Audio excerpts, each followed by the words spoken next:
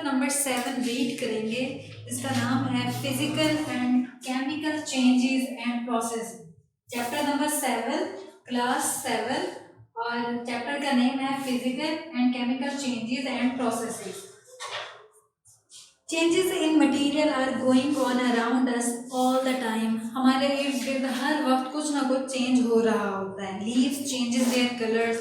Leaves पहले green होते हैं, फिर अपना कलर वक्त के साथ चेंज कर लेते हैं, तो उनका कलर क्या हो जाता है येलो, और गिरने के बाद उसका कलर क्या हो जाता है brown. Trees shade there leaves. Leaves अपने जो दरख्त हैं वो अपने लीव्स को गिराते रहते हैं और उसकी जगह नए लीव्स आते रहते हैं। Milk changes to curd. Milk जो है दूध, वो दही में तब्दील हो जाता है। And iron nails rust in moisture. अगर आयरन नेल्स यानी कि लोहे की कील को अगर हम पानी में रख दें तो वो कुछ टाइम के बाद ऑक्सीजन के प्रेजेंस की वजह से या ऑक्सीजन के रिएक्शन की वजह से उसमें जंग आ जाता है, जिसे रस्टिंग ऑफ आयरन भी कहा जाता है। Some changes around us are slow. कुछ चेंजेस जो होती हैं वो आराम से यानी कि आहिस्ता आहिस्ता होती हैं। एंड सम आर फास्ट, और कुछ चेंजेस बड़ी जल्दी से हो जाती हैं। इसकी एग्जांपल आप ऐसे ले सकते हैं कि लीव्स जो है वो आराम से शेड करते हैं यानी कि गिरते हैं, लेकिन जो अगर हम आग लगा दें तो बड़ी तेज़ी से आग लग जाती है। In this chapter we will study about changes in matter. हम मैटर को डिस्कस करेंगे। मैटर की दो टाइप्स, यहाँ पे टाइप्स ऑफ चेंजेस हम डिस्कस करेंगे, फिजिकल चेंजेस एंड केमिकल। दो तरह के चेंजेस होते हैं हमारे पास, physical changes and chemical changes. सबसे पहले हम डिस्कस करेंगे physical changes. A physical change is one in which only the physical properties of a substance change and it's chemical composition remain the same. Physical changes में क्या होता है कि जो फिजिकल चेंज होते हैं, जो हमें नजर आ रही होती है, वो सिर्फ तब्दील होती है, लेकिन जो उसका इंटरनल स्ट्रक्चर होता है, जो केमिकल स्ट्रक्चर होता है या उसकी केमिकल कंपोजिशन होती है, वो चेंज नहीं होती। साइज, जैसे कि साइज, शेप एंड कलर। आपने देखा होगा बच्चा पहले छोटा होता है यानी कि उसका साइज छोटा होता है, और फिर उसकी शेप्स भी छोटे छोटे होते हैं, हाथ छोटे छोटे होते हैं और टांगे छोटी छोटी होती हैं, लेकिन वक्त के साथ साथ ये उसकी फिजिकल स्टेट्स हैं, लेकिन वक्त के साथ साथ साइज बड़ा हो जाता है, कद में बच्चा बड़ा हो जाता है, उसकी शेप्स भी चेंज हो जाती हैं। इसे कहते हैं physical properties of a substance, यानी कि कलर का चेंज हो जाना, साइज का चेंज हो जाना, शेप का चेंज हो जाना क्या कहलाता है physical properties of a substance. Physical changes are temporary. Physical changes जो होती हैं वो आर्जी होती हैं and can easily be reverse. और वो अगर आपको एक बार फीवर हो जाए तो आपको कुछ अर्से बाद खुद ब खुद फीवर खत्म हो जाता है, यानी कि ये आर्जी होता है। और अगर आपको खांसी है वो भी कुछ अर्से के बाद खत्म हो जाती है। जो फिजिकल चेंजेस होती हैं वो रिवर्सिबल होती है। और इसके सबसे बेस्ट एग्जांपल जो है वो है वाटर। हम पानी को फ्रीज करके बर्फ़ बना सकते हैं, लेकिन कुछ अर्से बाद जब हम बर्फ़ को मेल्ट करते हैं तो वो दोबारा पानी की यानी कि लिक्विड की फॉर्म में आ जाता है। ये इसकी फिजिकल चेंज है, यानी कि ये रिवर्सिबल होता है। इसे बर्फ़ में भी चेंज कर सकते हैं और वापस दोबारा पानी की स्टेट में भी लेके आ सकते हैं। Freezing of water, cutting fruits into pieces. Fruits को हम दो हिस्सों में तकसीम कर लेते हैं, लेकिन फिर हम उन्हें जोड़ भी सकते हैं। स्विचिंग ऑन बल्ब, हम बल्ब को ऑन भी कर सकते हैं, ऑफ भी कर सकते हैं, ये भी इसकी फिजिकल चेंज है। Dissolving of something into physical changes, यानी कि अगर हम चीनी को पानी में मिक्स कर दें तो कुछ टाइम के बाद हम उनको क्रिस्टल्स के फॉर्म में बॉयल करके पानी जब इवेपोरेट कर जाएगा तो चीनी के क्रिस्टल्स हमें वापस मिल जाएंगे। इसी तरह अगर हम सॉल्ट को पानी में मिक्स करें तब भी हम पानी को बॉयल करके पानी इवेपोरेट हो जाएगा और सॉल्ट हमें वापस अपनी ओरिजिनल फॉर्म में मिल जाएगा। आइस मेल्ट्स और वाटर फ्रीजेज। आइस, बर्फ़ जो है वो पिघल सकती है या फिर पानी दोबारा बर्फ़ में चेंज हो सकता है। It does not change the composition of water, लेकिन पानी की कंपोजिशन यानी कि पानी बना हुआ है H2O, हाइड्रोजन के 2 मॉलिक्यूल्स और ऑक्सीजन का 1, इसकी कंपोजिशन जो है वो कभी चेंज नहीं होगी, लेकिन उसकी जो फिजिकल स्टेट्स है यानी कि दिखने में पानी बर्फ़ भी बन जाता है या फिर पानी मेल्ट भी हो सकता है, लेकिन पानी पानी ही रहेगा, उसका फार्मूला कभी भी चेंज नहीं होगा। मेल्टिंग ऑफ आइस और freezing of water are physical changes. पानी का मेल्ट होना या पानी का बर्फ़ बन जाना, ये उसकी फिजिकल चेंजेस हैं और ये रिवर्सिबल होती हैं। Chemical change, or chemical change is one in which a new substance form. Chemical change वो है जिसमें एक सब्सटेंस से दूसरा सब्सटेंस बन जाता है और ये इरिवर्सिबल होता है, यानी कि दोबारा अपनी ओरिजिनल फॉर्म में, पहले वाली फॉर्म में कभी वापस नहीं आता। था। Chemical change are permanent and are not easy to reverse. Chemical जो चेंज होता है वो हमेशा परमानेंट होता है, कभी भी चेंज नहीं होगा। ये एक दफ़ा कोई चीज़ बन गई तो बस बन गई। बर्निंग ऑफ पेपर, यानी कि हम पेपर को अगर एक दफ़ा जला दें तो हम कभी भी उसे वापस पेपर की फॉर्म में नहीं लेके आ सकते, वो ऐश बन जाता है, यानी कि राख बन जाता है। रस्टिंग ऑफ आयरन, अगर एक दफ़ा जंग लग जाए तो उसे दोबारा आयरन को अपनी ओरिजिनल फॉर्म में लेके आना बड़ा मुश्किल काम होता है। Turning of milk into yogurt, अगर मिल्क एक दफ़ा दही बन जाए तो दही से दोबारा मिल्क नहीं बन सकता। पानी जो एक दफ़ा बर्फ़ बन जाए लेकिन मेल्ट होने के बाद दोबारा पानी की फॉर्म में आ जाता है, लेकिन अगर मिल्क दही में कन्वर्ट हो जाए तो दही से दोबारा मिल्क बनाना इम्पॉसिबल है। इसलिए इसे इरिवर्सिबल प्रोसेस कहा जाता है, यानी कि ये रिवर्स फॉर्म में कभी नहीं आता, ये परमानेंट चेंज होता है। कुकिंग ऑफ फूड, खुराक को अगर हम एक दफ़ा पका लें तो कभी भी पिछली फॉर्म में नहीं आएगा, यानी कि सब्ज़ी के फॉर्म में नहीं आएगा। और सम एग्जाम्पल ऑफ चेंजेस, ये चेंजेस एग्जाम्पल केमिकल चेंजेस की ये एग्जाम्पल है। कोल इज़ कार्बन, कार्बन का एक नेम है कोल। व्हेन वी बर्न कोल, जब हम कोल को जलाते हैं, ये चेंजेस इनटू स्मोक, ये कन्वर्ट हो जाता है धुएं में, एनर्जी में। और एनर्जी कैसे, जब हम आग जलाते हैं तो उससे हमें क्या मिलती है, हीट, इसलिए हम उसे कहते हैं कि ये एनर्जी में कन्वर्ट हो जाता है। एंड द ऐश, या फिर राख में कन्वर्ट हो जाता है। So burning of coal is a chemical change, इसलिए बर्निंग ऑफ कोल को केमिकल चेंज कहा जाता है, यानी आग जलाने का प्रोसेस भी हमारे पास क्या है, केमिकल चेंज है। Because new substances are form during this process, क्योंकि इससे नए सब्सटेंसेस प्रोड्यूस हो रहे हैं। कोल को जलाने से क्या प्रोड्यूस हो रहा है, एक तो स्मोक प्रोड्यूस हो रहा है, एनर्जी प्रोड्यूस हो रही है, और ऐश प्रोड्यूस हो रहा है, यानी कि राख प्रोड्यूस हो रही है। Some clues to chemical change, chemical change के कौन से क्लूज हैं, यानी किससे हमें पता चलेगा कि ये केमिकल चेंज है। फॉर्मेशन ऑफ गैस बबल्स, यानी कि गैस का बनना। Change of colour, colour change हो जाना, यानी कि कोल पहले अगर ब्राउन फॉर्म में था तो जलने के बाद वो ब्लैक हो जाता है, राख की फॉर्म में आ जाता है। Releasing and absorbing of energy, energy का रिलीज होना, यानी कि आग से हम हीट पकड़ते हैं और हीट हमारे अंदर क्या आ जाती है, एब्जॉर्ब हो जाती है, हम हीट को एब्जॉर्ब कर लेते हैं। If any one of the above clues takes place, अगर आप इनमें से कोई एक क्लू देख लें कि यानी कि या तो बबल बन रहे हैं, यानी कि गैस प्रोड्यूस हो रही है, या कलर चेंज हो रहा है, या फिर हमें एनर्जी मिल रही है, it shows the chemical change, तो इससे आप समझ आएंगे कि ये एक केमिकल चेंज है। To the extent you are thinking, when we chew food, जब हम खुराक को चबाते हैं, what type of change are we causing to the food? तो फूड को चबाने का अमल कौन सा चेंज होगा, फिजिकल चेंज या फिर केमिकल चेंज? तो आप गौर करें कि जब हम खुराक को चबाते हैं तो कभी भी अपनी ओरिजिनल फॉर्म में नहीं आएगी, चबाने के बाद वो हमेशा टुकड़ों में चेंज हो जाती है और उसके बाद हमारे स्टमक में जाके डिजोल्व हो जाती है, तो ये क्या कहलाएगा, केमिकल चेंज कहलाएगा।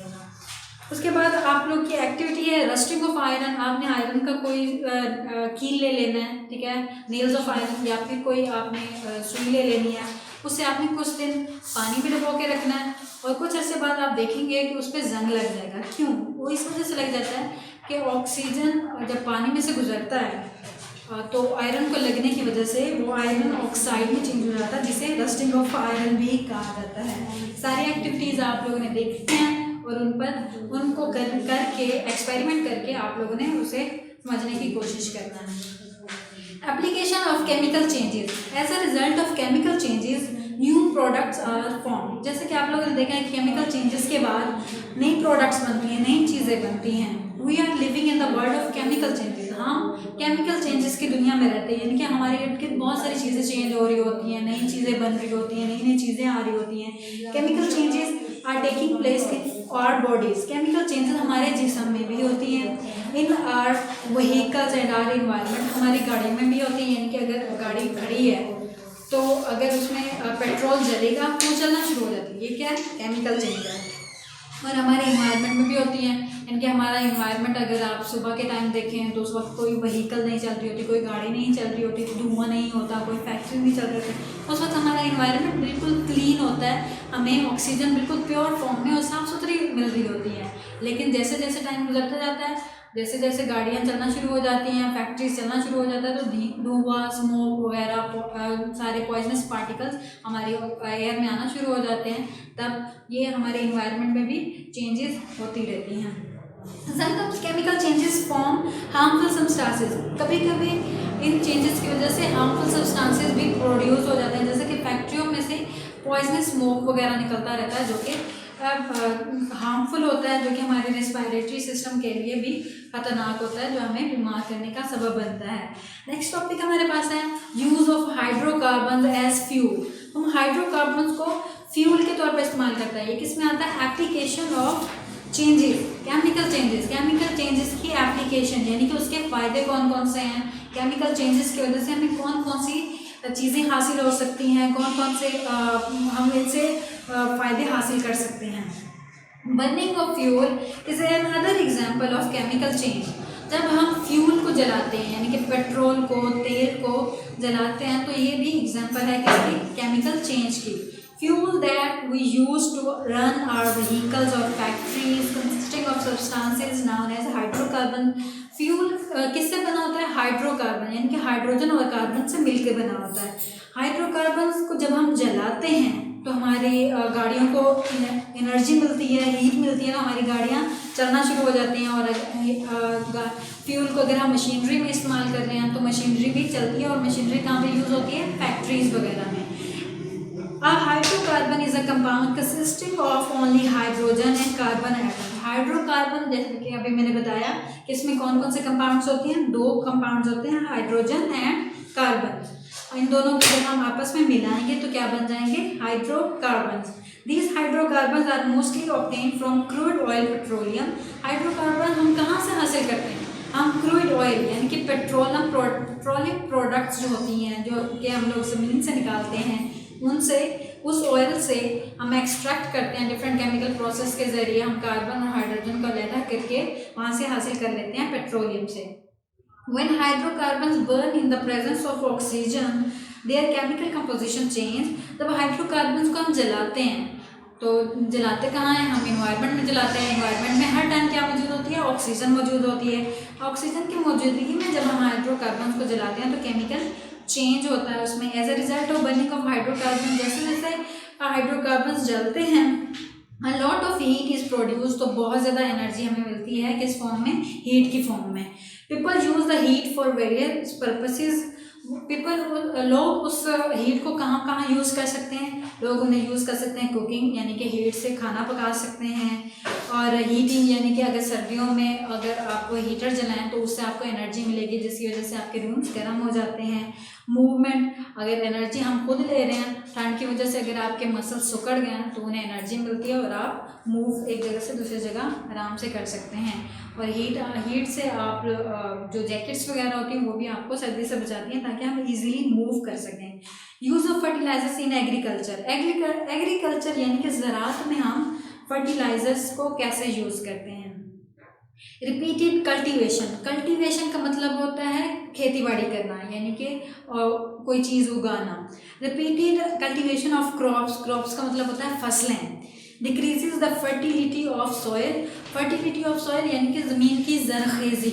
हम बहुत सारी फसलें उगा रहे होते हैं और हर टाइम उगा रहे होते हैं, तो रिपीटेड ऑफ कल्टीवेशन का मतलब है कि बहुत ज़्यादा फसलें बार बार उगाने की वजह से ज़मीन की ज़रखेज़ी जो होती है वो कम हो जाती है। Farmers use certain substances to increase the fertility of the soil. Farmers का मतलब होता है किसान कुछ सब्सटेंस यानी कि कुछ केमिकल्स वगैरह यूज़ करते हैं ताकि ज़मीन की जो ज़रखेज़ी है वो बढ़ा सकें। A substance which added minerals to the soil is called fertilizer. Fertiliser basically क्या है? आप उसे याद कर सकते हैं ऐसे कि फर्टिलाइजर्स खादें होती हैं, ऐसे सब्सटेंस जो कि ज़मीन को मिनरल्स प्रोवाइड करें, यानी कि ज़मीन को भी खुराक की ज़रूरत होती है, वो खादें प्रोवाइड करती हैं, उसकी ज़रखेज़ी को बढ़ाते हैं। It may be a natural fertiliser और a chemical fertiliser. Natural fertiliser भी हो सकता है, यानी कि मैन्योर जो कि वो होती है प्लांट्स के वेस्ट मटेरियल्स लाइक पत्ते वगैरह, और वो उनके लिए मिनरल्स का काम करते हैं, न्यूट्रिएंट्स का काम करते हैं, या फिर एनिमल्स से जो गोबर वगैरह होता है वो भी उनके लिए खाद का काम करते हैं। इसे कहते हैं नेचुरल फर्टिलाइजर्स। और कुछ केमिकल फर्टिलाइजर्स होते हैं, यानी कि जो हम फैक्ट्रीज़ में खादें वगैरह इस्तेमाल करते हैं, खादें वगैरह बनाते हैं, वो केमिकल फर्टिलाइजर्स होते हैं। Chemical fertilisers are prepared in factories. Chemical fertilisers कहाँ पे बनते हैं, यानी कि केमिकल खादें जो होती हैं वो फैक्ट्रीज में बनती हैं। Many chemical changes takes place during their preparation. बहुत सारी केमिकल चेंजेस होती हैं जब हम खादें बना रहे होते हैं फैक्ट्रीज में, तो बहुत सारी चेंजेस हो रही होती है। Most fertiliser supply nitrogen. कुछ खादें नाइट्रोजन से मिलकर बनी होती हैं, कुछ फॉस्फोरस से मिलकर बनी होती हैं और कुछ पोटाशियम से बनी होती हैं। ये तीनों एलिमेंट्स NPK यानी कि नाइट्रोजन, फास्फोरस और पोटाशियम, ये ज़मीन की ज़रख़ेज़ी को बढ़ाते हैं। Physical properties of fertilisers such as particle size and their hardness are very important. अब फिजिकल प्रॉपर्टीज़ क्या है, कुछ खादें जो होती हैं वो मोटे दाने की शक्ल में होती हैं, ठीक है, बड़ी बड़ी यानी कि सख्त किस्म की होती हैं, और कुछ खादें जो होती हैं वो मिनरल के फॉर्म में होती हैं यानी कि लिक्विड फॉर्म में होती हैं।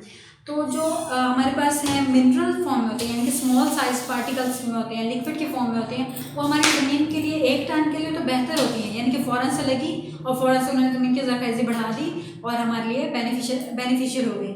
लेकिन ये हमारे लिए लॉन्ग लास्टिंग फ़ायदा नहीं देती, यानी कि हमें ज़्यादा फ़ायदा नहीं देती। Small size particle of fertiliser dissolve easily in water. जो स्मॉल साइज पार्टिकल्स होते हैं वो आराम से डिजॉल्व हो जाते हैं। Hard particles are better than soft ones because they release nutrients gradually. यानी कि जो हमारे हार्ड पार्टिकल्स हैं, अगर सख्त किस्म के दानों के फॉर्म में हमारे पास खादें हैं तो वो खादें हमारे लिए बेनिफिशियल होती हैं। क्यों? जैसे हम उसे ज़मीन में डालते हैं तो वो आराम से डिज़ोल्व होगी, यानी कि टाइम ग्रेजुअली का मतलब होता है टाइम टू टाइम, यानी आहिस्ता आहिस्ता डिज़ोल्व होती रहेंगी और ज़मीन की ज़रख़ेज़ी को बढ़ाती रहेंगी। ये हमें ज़्यादा फ़ायदा देती है। Liquid fertiliser is a clear solution. Liquid fertiliser जो होता है वो क्लियर सोल्यूशन होता है। It contains the nutrients essential for the plants.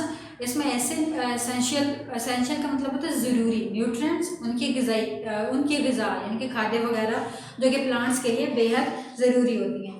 Liquid fertilisers are dustless and they reach to every plant easily. ये डस्टलेस होते हैं यानी कि इसमें गंदे पार्टिकल्स वगैरह नहीं होते, मिट्टी वगैरह नहीं होती, और पानी तो जड़ों के ज़रिए ऊपर मूव करता है प्रेशर फ्लो मैकेनिज्म के ज़रिए, तो ये आराम से पानी में मिक्स हो जाती हैं और पानी जड़ों के ज़रिए प्लांट्स के अंदर चला जाता है। ये इसलिए इसे लिक्विड फर्टिलाइजर्स कहा जाता है और ये इजीली प्लांट्स को अवेलेबल हो जाता है। जैसे हम उसे ज़मीन में डालते हैं वो उसकी जड़ों में एब्जॉर्ब हो जाता है और एब्जॉर्ब होने के बाद प्लांट्स के अंदर चला जाता है। Harmful effects of improper use of fertiliser. अब हम इसके हार्मफुल इफ़ेक्ट्स पढ़ेंगे कि फार्मर्स बहुत ज़्यादा खादें डाल देते हैं, इतनी खादें कि जितनी हमारी ज़मीन की कैपेसिटी उसे इनगल्फ करने की कैपेसिटी होती नहीं है, यानी कि एब्जॉर्ब करने की कैपेसिटी इतनी नहीं होती, उतने डाल देते हैं। हमें डालने थोड़े होते हैं लेकिन फार्मर्स को अवेयरनेस नहीं होती तो वो ज़्यादा खाद डाल देते हैं, जिसकी वजह से ज़मीन की ज़रख़ेज़ी बर्न हो जाती है, यानी कि ज़्यादा खादें डालने से ज़मीन का वो हिस्सा जल जाता है, तो वो हमारे लिए नुकसानदेह होता है। In case of excess spreading, अगर हम बहुत ज़्यादा खादें डाल रहे हैं, some fertilisers are not absorb by the plants, तो प्लांट्स उसको एब्जॉर्ब ही नहीं कर पाते, उन्हें थोड़ी सी मिकदार की ज़रूरत है, वो उसे एब्जॉर्ब कर लेंगे, बाकी जितनी हमने डाली होगी वो वेस्ट चली जाएगी। These fertiliser may reach into canals and river causing water pollution and encourage the growth of algae। तो अब हमने तो अपने खेतों में खादें डाल दी थी, जितनी प्लांट्स को ज़रूरत थी उन्होंने वो एब्जॉर्ब कर ली, बाकी जितनी बच गई थी हम पानी डालते हैं खेतों में, मतलब खेतों को पानी लगाते हैं तो पानी वहाँ से मूव करके फ्लो करके बह जाता है, वो फिर हमारी कहाँ जाता है, कैनाल्स में, यानी कि हमारी नहरों में, नहरों से पानी कहाँ चला जाता है, दरियाओं में, तो उसके अंदर वो खादें भी होती हैं, वो खादें वहाँ पे एल्जी बनाने का सबब बनती है। आप लोगों ने ग्रीन कलर का स्ट्रक्चर देखा होगा जो कि पानी के ऊपर तैर रहा होता है, वो उस तरह का स्ट्रक्चर बन जाता है जो कि प्लांट्स के लिए एक्वेटिक एनिमल्स जिनके जो पानी के अंदर जानदार रहते हैं उनके लिए हार्मफुल होता है। अगर एल्जी पानी की सतह पर बन जाए तो या वहाँ पे इकट्ठी रहे तो सूरज की रोशनी पानी के अंदर के जानदारों तक पहुँच नहीं पाती, अंदर के जानदारों तक सूरज की रोशनी नहीं पहुँच पाएगी, उसके अलावा ऑक्सीजन नहीं पहुँच पाएगी, क्योंकि एल्जी जो होती है वो सारी की सारी चीज़ों को वहाँ पे स्टक कर लेती है, नीचे पेनिट्रेट नहीं होने देती,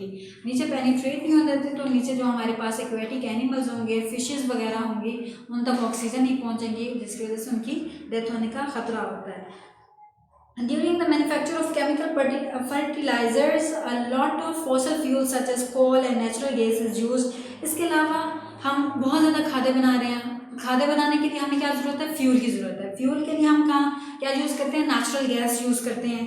नेचुरल गैस अगर एक दफ़ा ख़त्म हो जाए, ये है हमारे पास इरिवर्सिबल सोर्सेज हैं। अगर एक बार हमारे पास हमसे ये नेचुरल सोर्सेज ख़त्म हो गए तो हम इसे कभी भी दोबारा नहीं बना पाएंगे, क्योंकि ज़मीन में एक माइन्यूट सी मकदार है, मतलब थोड़ी सी मकदार है। अगर एक दफ़ा वो ख़त्म हो गई तो फिर हम उसके लिए आर्टिफिशियल ज़राए ढूंढने पड़ेंगे, क्योंकि नेचुरल सोर्सेज ख़त्म हो जाएंगे। Due to which our fossil fuels reserves and reduce quickly. हम तेज़ी से फैक्ट्रीज़ में नेचुरल गैसेस को यूज़ कर रहे हैं खादें बनाने के लिए, जिसकी वजह से हमारे नेचुरल सोर्सेज ख़त्म हो रहे हैं, कोल ख़त्म हो रही है और ये तेज़ी से खात्मे की तरफ जा रहे हैं। Waste materials of plants and animals are called manure. Waste material जितना भी होता है प्लांट्स का या एनिमल्स का, उसे क्या कहते हैं? Manure. Manure is rich in nutrients needed by the soil. Manure जो होते हैं, अभी मैंने बताया था, गोबर और पत्ते वगैरह जो प्लांट्स गिरा देते हैं, ये हमारी सॉइल के लिए बहुत बेनिफिशियल होते हैं। ये सॉइल को न्यूट्रिएंट्स प्रोवाइड करते हैं। Chemical changes in manure increases the production of crops. जैसे जैसे हमारा मैन्योर डिकम्पोज होता है तो ये हमारी इंक्रीज़ कर देता है प्रोडक्शन ऑफ क्रॉप्स को। इनके फसलों की बढ़ोतरी के लिए ये बहुत फ़ायदेमंद है। How does vegetable oil change into fat? हमारे पास थर्ड इसका टॉपिक है वो हार्मफुल फैट्स हमने पढ़ लिया। How does vegetable oil change into fat? इसके लिए हम एक इक्वेशन यूज़ करते हैं, vegetable oil plus hydrogen. Vegetable oil के साथ हम जब हाइड्रोजन को मिलाते हैं, इन द प्रेजेंस ऑफ निकल, हमारे पास निकल होना चाहिए और हाइड्रोजन होनी चाहिए। जब हम वेजिटेबल ऑयल के साथ ये दोनों चीज़ें मिलाते हैं तो हमारे पास क्या बनता है? वनस्पति घी, जिसे हम फैट भी कहते हैं। A chemical process called hydrogenation changes vegetable oil into soil fat। Chemical change के जरिए हाइड्रोजनेशन, ये सारे प्रोसेस को क्या कहते हैं? हाइड्रोजिनेशन, यानी वेजिटेबल ऑयल को वनस्पति घी में कन्वर्ट करने का अमल क्या कहलाता है? हाइड्रोजिनेशन या फिर वनस्पति घी। हाइड्रोजिनेशन ऐसा प्रोसेस है जिसमें हम वेजिटेबल ऑयल में हाइड्रोजन गुजारते हैं, ठीक है? उससे क्या कन्वर्ट हो जाता है? आप इस इक्वेशन को याद करेंगे तो आपको आसानी से समझ आ जाएगा। वेजिटेबल ऑयल को हम हाइड्रोजन के साथ मिलाएंगे इन द प्रेजेंस ऑफ निकल, तो क्या बन जाएगा? वनस्पति घी, या उसे फैट कहते हैं। और इस सारे प्रोसेस को क्या कहते हैं? Hydrogenation. When hydrogen is passed through vegetable oil, जब हाइड्रोजन वेजिटेबल ऑयल में से गुजारते हैं इन द प्रेजेंस ऑफ निकल, और निकल भी हमारे पास होता है, it convert into solid fat, ये सॉलिड फैट में कन्वर्ट हो जाता है। This process is called hydrogenation, जिसे हाइड्रोजिनेशन कहा जाता है। Vegetable oil is liquid while fat ghee is solid. Vegetable oil जो होता है वो लिक्विड फॉर्म में होता है, लेकिन जो घी होता है वो हमेशा हार्ड फॉर्म में होता है, इसलिए उसे सॉलिड कहा जाता है at room temperature. A large amount of heat is used to bring about this chemical change. हम बहुत ज़्यादा इस प्रोसेस को करने के लिए हमें बहुत ज़्यादा वेजिटेबल ऑयल चाहिए, हाइड्रोजन चाहिए और निकल चाहिए। इन सारे प्रोसेस को करने के बाद हम वनस्पति घी ले सकते हैं। Margarine is the result of chemical change. Margarine ऐसा सब्सटेंस है, केमिकल सब्सटेंस है, लाइक बटर की तरह का होता है, मक्खन की तरह, जो कि हम सुबह टोस्ट पर लगा कर खा रहे होते हैं। अगर हम जो कि हम डिफरेंट से ले रहे होते हैं, डिफरेंट शॉप से लेकर बटर की जगह पे इस्तेमाल करते हैं, मक्खन की जगह पे इस्तेमाल करते हैं। It is a mixture of hydrogenated. वो कैसे बनती है मार्जरीन बनती है हाइड्रोजिनेटेड के जरिए, हाइड्रोजिनेशन के जरिए, यानी कि वेजिटेबल ऑयल और स्किम्ड मिल्क। हम वेजिटेबल ऑयल और एक मिल्क को, मतलब मिल्क को कंडेंस करके, दूध को कंडेंस गाढ़ा करके हम ये मार्जरीन बनाते हैं। In hydrogenation, hydrogen is pass through the vegetable oil. Hydrogenation के प्रोसेस में जब हमने पढ़ा था वेजिटेबल ऑयल से हम हाइड्रोजन पास करेंगे, हाइड्रोजन गुजारेंगे। Some people use margarine in place of butter. कुछ लोग मार्जरीन को मक्खन की जगह इस्तेमाल करते हैं। प्लास्टिक्स, इसका जो फोर्थ हमारे पास एप्लीकेशन है वो है plastics. Plastics are also the result of chemical changes. Chemical changes की वजह से प्लास्टिक भी बनती है। A plastic is any material that can be moulded into any form. Plastic ऐसा मटेरियल है जिसे हम हीट प्रोवाइड करके, जिसे हम हीट देकर या फायर देकर मोल्ड कर लेते हैं। मोल्ड का मतलब होता है तब्दील कर लेना, बदल देना, किसी भी शक्ल में उसे तब्दील कर सकते हैं। Plastic are very large molecule, plastics बड़े बड़े मॉलिक्यूल्स होते हैं, made from many smaller molecules called monomers. बहुत सारे छोटे छोटे पार्टिकल्स मिलकर एक बड़ा सा क्या बनाते हैं, प्लास्टिक बनाते हैं। और छोटे छोटे पार्टिकल्स जो होते हैं उन्हें कहते हैं मोनोमर्स। मोनोमर्स आपस में मिलते हैं, छोटे छोटे होते हैं, वो आपस में जुड़ते जाते हैं और एक बड़ा सा प्लास्टिक बना देते हैं। That is why plastics are also called polymer, इसलिए प्लास्टिक को पॉलीमर्स भी कहा जाता है। Long molecules made from smaller molecule, यानी कि छोटे छोटे मॉलिक्यूल्स एक दूसरे के साथ मिले थे तो एक लॉन्ग मॉलिक्यूल बना था, जिसे कहते हैं प्लास्टिक्स। और जो लॉन्ग मॉलिक्यूल्स होते हैं वो पॉलीमर्स कहलाते हैं, छोटे छोटे मॉलिक्यूल्स क्या कहलाते हैं, monomers. Monomers are obtain from crude oil. Monomers हमसे हमें कहाँ से मिलेंगे, पेट्रोलियम प्रोडक्ट्स यानी कि नेचुरल सोर्सेज से। पॉलीथीन, पॉलीविनाइल क्लोराइड, पॉलीविनाइल का एब्रीविएशन PVC है, etcetera are some example of plastics. यानी पॉलीथीन, या जैसे कि आप शॉपर वगैरह देखते हैं, प्लास्टिक बैग्स देखते हैं, ये क्या होते हैं, ये प्लास्टिक की एग्जांपल्स हैं, जिसे इंग्लिश में पॉलीथीन कहा जाता है या पॉलीविनाइल क्लोराइड कहा जाता है। By heating plastic can be moulded into a number of shapes in form of toys, cups, bottles, utensils etcetera.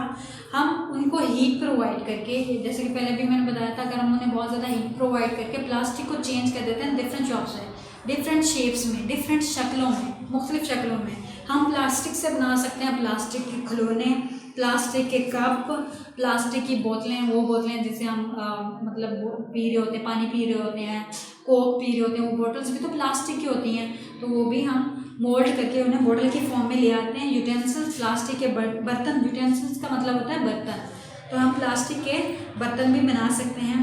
Plastic do not decay, plastic कभी भी डीकम्पोज नहीं होता, ये इसका सबसे हार्मफुल इफेक्ट है, प्लास्टिक डीकम्पोज नहीं होता। And therefore are a cause of pollution, जिसकी वजह से, प्लास्टिक की वजह से ये डीकम्पोज नहीं होता, यानी कि ये ख़त्म नहीं होता, ये ख़त्म नहीं होगा तो ये पोल्यूशन बनाएगा। Recycling is the best way to deal with pollution cause by plastic. तो प्लास्टिक की पोल्यूशन से बचने का बेस्ट तरीका है कि इसे रिसाइकिल कर लिया जाए, यानी कि अगर प्लास्टिक की कोई चीज़ टूट गई है या ख़राब हो गई है तो उसे दोबारा हीट प्रोवाइड करके किसी और चीज़ में कन्वर्ट कर लिया जाए, इसे कहते हैं रिसाइकलिंग। उसके बाद हमारे पास लास्ट टॉपिक है रिवर्सिबल एंड इरिवर्सिबल। रिवर्सिबल वो होता है, वो चीज़ें जो एक जगह एक चीज़ में कन्वर्ट है, यानी पानी हमारे पास बर्फ़, उससे हम कन्वर्ट कर देते हैं बर्फ़ में, फ्रीज करेंगे और बर्फ़ बन जाएगा, लेकिन दोबारा बर्फ़ को मेल्ट करेंगे तो वो दोबारा किस में आ जाएगा, वाटर फॉर्म में। ये होता है रिवर्सिबल प्रोसेस। रिवर्सिबल प्रोसेस में चीज़ें दोबारा अपनी ओरिजिनल शेप में आ जाती हैं, लेकिन इरिवर्सिबल प्रोसेस में चीज़ें एक दफ़ा बन जाएँ तो वो दोबारा कभी भी अपनी ओरिजिनल फॉर्म में नहीं आएंगे। A change that can go forward or backward is called reversible change। ऐसा चेंज जिसमें एक दफ़ा हमने कोई चीज़ बना ली लेकिन उसे फिर दोबारा अपने ओरिजिनल फॉर्म में ले आते हैं, इसे क्या कहते हैं, reversible change. It is temporary change, ये आर्जी चेंज होता है, यानी कि आर्जी तौर पर हमने पानी को बर्फ़ बनाया, बर्फ़ से फिर दोबारा पानी बन जाता है। We can get the same thing again, हम दोबारा से वो चीज़ें हासिल कर सकते हैं। Melting of ice into liquid water, जैसे कि अगर हमारे पास बर्फ़ है तो हम उसे पानी में तब्दील कर सकते हैं। Switching on our tube light, हमने बल्ब ऑन किया लेकिन जब हमें ज़रूरत नहीं होती तो हम बल्ब को ऑफ कर सकते हैं। Increase of heart beat during running, जब हम भाग रहे होते हैं तो हमारा हार्ट बीट तेज़ी से बढ़ रही होती है, हमारी हार्ट बीट तेज़ हो जाती है, लेकिन जब हम रनिंग करना बंद कर देते हैं, हम रेस्ट पोजीशन में आ जाते हैं, हम बैठ जाते हैं या रुक जाते हैं तो हमारी हार्ट बीट दोबारा नॉर्मल कंडीशन में आ जाती है। Mixing of salt in water, अगर हम पानी को सॉल्ट को पानी में मिक्स कर दें, नमक को पानी में मिक्स कर दें, लेकिन अब हम चाहते हैं कि पानी को नमक से अलहदा कर दें, तो हमने पानी को बॉईल करना है, उसे इवेपोरेट कर देना, तो हमारे पास नमक के क्रिस्टल्स मिल जाएंगे हमें। वेटिंग ड्राई क्लॉथ, अगर हमारे पास गीले कपड़े हैं तो हम उसे ड्राई कर सकते हैं, या अगर हमारे पास ड्राई कपड़े हैं तो हम उसे गीले कर सकते हैं। ये रिवर्सिबल प्रोसेस है, यानी कि हम उनको दोनों शक्लों में चेंज कर सकते हैं। गीले हैं तो उसे खुश्क कर सकते हैं, खुश्क हैं तो उसे गीला भी कर सकते हैं। A change that can not go back is called a irreversible change. ऐसा चेंज जो एक दफ़ा बन गई कोई चीज़ लेकिन वो दोबारा अपनी ओरिजिनल फॉर्म में नहीं आती, उसे क्या कहते हैं? Irreversible change. It is a permanent change. ये परमानेंट चेंज होता है, यानी कि मुस्तकिल चेंज होता है कि ये कभी भी दोबारा अपनी पहले वाली शक्ल में नहीं आता। We can not again get the thing it in its original form. हम वो चीज़ कभी भी अपनी ओरिजिनल फॉर्म में नहीं लेके आ सकते। Turning of milk into yogurt. अगर दूध एक दफ़ा दही में तब्दील हो गया तो हमेशा दही रहेगा, कभी भी दही दूध में चेंज नहीं हो सकता। ये है केमिकल चेंज और ये इरिवर्सिबल चेंज कहलाता है। Mixing of plaster of Paris with water. अगर प्लास्टर ऑफ पेरिस को एक दफ़ा वाटर में मिक्स कर दें तो वो हमेशा प्लास्टर ऑफ पेरिस ही रहेगा, कभी दोबारा अपनी ओरिजिनल फॉर्म में नहीं आएगा। Burning of paper. अगर पेपर को, एक कागज़ को हम एक दफ़ा जला दें तो कभी भी हम उसे ओरिजिनल फॉर्म में नहीं लेके आ सकते, क्योंकि वो राख बन जाता है, बिल्कुल अपने ओरिजिनल फॉर्म में कभी भी नहीं आएगा।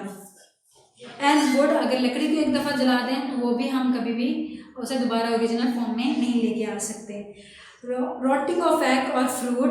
जब एग और फ्रूट एक दफ़ा ख़राब हो जाए तो वो भी कभी अपनी ओरिजिनल फॉर्म में नहीं आते। Are example of irreversible change. ये तमाम एग्जाम्पल्स हैं इनके। बर्निंग ऑफ पेपर, पेपर का जल जाना, रोटिंग ऑफ एग और फ्रूट और एग का ख़राब हो जाना, मिल्क का योगर्ट में कन्वर्ट हो जाना, ये सारी क्या है? इरिवर्सिबल एग्जाम्पल की इरिवर्सिबल चेंजेस की एग्जाम्पल्स हैं। How can we relate reversible and irreversible changes to physical and chemical changes? इसको हम फिजिकल और केमिकल में ऐसे रिलेट कर सकते हैं कि वो तमाम चीज़ें जो अपनी ओरिजिनल फॉर्म में वापस आ सकती हैं, यानी कि एक दफ़ा बर्फ़ बन गई तो वो दोबारा किस में कन्वर्ट हो सकता है? पानी में कन्वर्ट हो सकता है। तो ये क्या है? फिजिकल चेंज, क्योंकि वो हमें नज़र आ रहा है।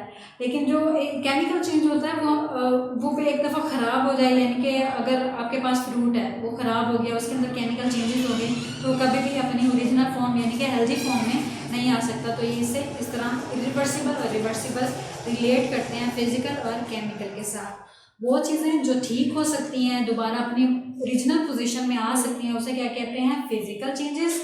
और वो जो चीज़ें ठीक नहीं हो सकती, एक दफ़ा किसी चीज़ में कन्वर्ट हो गई, तो उसे क्या कहते हैं? Chemical changes. Thank you.